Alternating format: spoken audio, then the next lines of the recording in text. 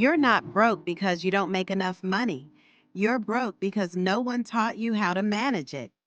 I used to think investing was only for rich people until I realized I was just making rich people richer by not investing at all. Here's the truth. If you saved $5 a day starting at 20 and invested it in an index fund, you'd have over $500,000 by retirement. But if you wait until 30, that number gets cut in half. Time is more powerful than money.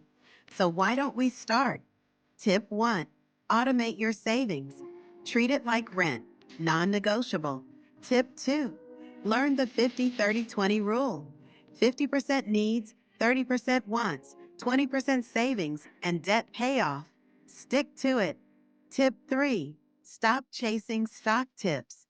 Start with index funds. Simple, diversified, and consistent.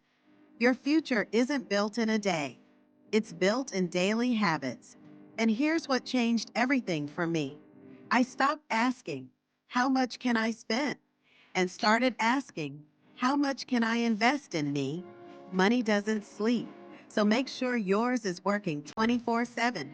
Because if you don't find a way to make money while you sleep, you'll work until you die. Start now. Start small. Just start.